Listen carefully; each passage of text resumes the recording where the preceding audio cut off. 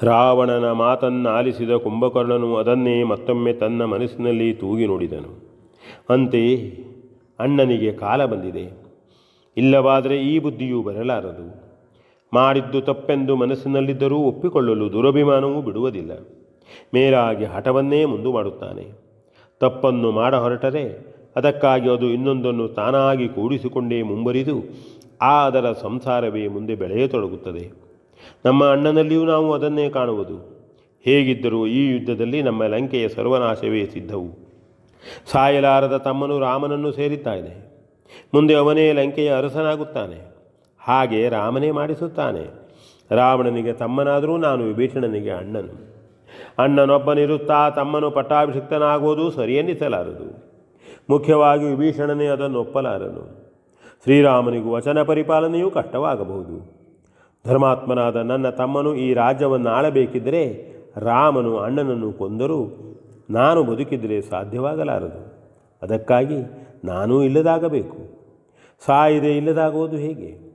ಒಂದು ವೇಳೆ ಇದ್ದರೂ ನಿದ್ರಿಸಿಯೇ ಇದ್ದರೆ ಉಪಯೋಗವೇನು? ತಾಯಿಗೆ ಮಗನಾದನೆಂದಷ್ಟೇ ಅಲ್ಲದೆ ನಿದ್ರಾಸಕ್ತನಾದ ನನ್ನಿಂದ ಯಾರಿಗೆ ಯಾವ ಉಪಕಾರವಾಗಿದೆ? ಅಲ್ಲ, ನಮ್ಮ ದೇಶಕ್ಕೆ ನಾನೇನು ಸೇವೆ ಸಲ್ಲಿಸಿದ್ದೇನೆ? ಬದುಕಿದ್ದರೂ ನಿದ್ರೆ ಮಾಡುತ್ತಾ ಸತ್ತ ಪಾಡನ್ನೇ ಅನುಭವಿಸುವ ನಾನು. ನಿದ್ರೆ ಮಾಡಿದರೂ ಸತ್ತರೂ ಒಂದೇ ಫಲವು. ಹೇಗೂ ಯುದ್ಧವೊಂದು ಪ್ರಾಪ್ತವಾಗಿದೆ. ನಮ್ಮ ಲಂಕೆಯ ಮೇಲೆ ಶತ್ರುಗಳ ಅಭಿಯೋಗವು ನಡೆಯುತ್ತದೆ. ನಾನು ನೆರವಾಗಬಲ್ಲನೆಂಬ ಆಸೆಯಿಂದಲೇ ನಮ್ಮಣ್ಣನು ನನ್ನನ್ನು ಎಬ್ಬಿಸಿದನು. ಬದುಕಿ ಉಪಯೋಗವಿಲ್ಲದ ನಾನು ಮತ್ತೆ ಒಂದು ದಿನ ಸಾಯಲೇಬೇಕಾಗಿರುವುದರಿಂದ ಆ ಸಾವಿಗಾದರೂ ಔಚಿತ್ಯವಿರಲಿ.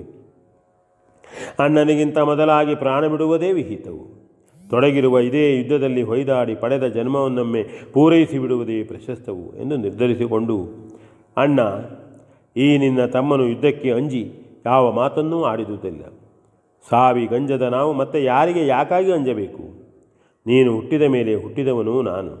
ನೀನು ಹೂಡಿದ ಯುದ್ಧದಲ್ಲಿ ನನಗಾವುದೋ ಅದು ನಿನಗಿಂತ ಮೊದಲು ನನಗೆ.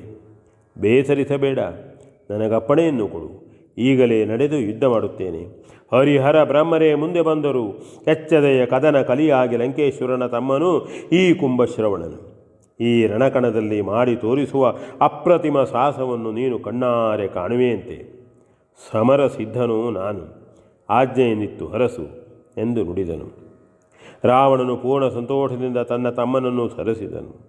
ಹಾಗೆಯೇ ರಾಜಾಜ್ಞೆಯಂತೆ ಕುಂಭಕರ್ಣನಿಗೆ ದಿವ್ಯ ವಸ್ತ್ರಾಲಂಕಾರಗಳನ್ನು ತೊಡಿಸಿ ಅನುಚರರು ಅವನನ್ನು ಶೃಂಗರಿಸಿದರು. ಉತ್ತಮಾಶ್ವಗಳನ್ನು ಹೂಡಿದ ಮಹಾರಥವು ಸಿದ್ಧವಾಯಿತು.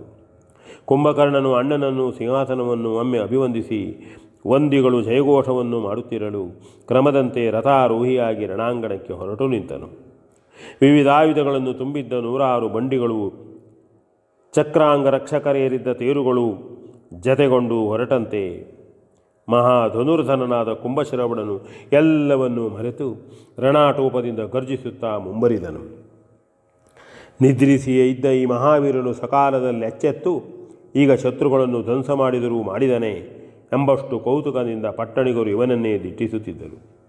ಗಜಘಟಗಳ ಝೀಂಕ್ರತೆಯಿಂದಲೂ ಬಬ್ಬಿರುವ ಕಾಳ ರಕ್ಕಸರ ಗರ್ಜನೆಯಿಂದಲೂ ಮಹಾರಥದ ಚಕ್ರಗತಿಯ ನಿಸ್ವನದಿಂದಲೂ ಪಟುಭಟರ ಕೈಯ ಕೈದುಗಳ ಝಣತ್ಕಾರದಿಂದಲೂ ಮೇಲೈಸಿ ಮೊಳಗುತ್ತಿದ್ದ ಸಮರ ತೂರ್ಯ ನಿನಾದದೊಂದಿಗೆ ಮಹೋತ್ಪಾತ ಸೂಚಕವಾಗಿ ಕುಂಭಕರ್ಣನ ಕದನ ಪ್ರಯಾಣವು ಕ್ರಮದಂತೆಯೇ ಮುಂದೆ ಸಾಗಿತು. V N Bhagwat, Baraballi.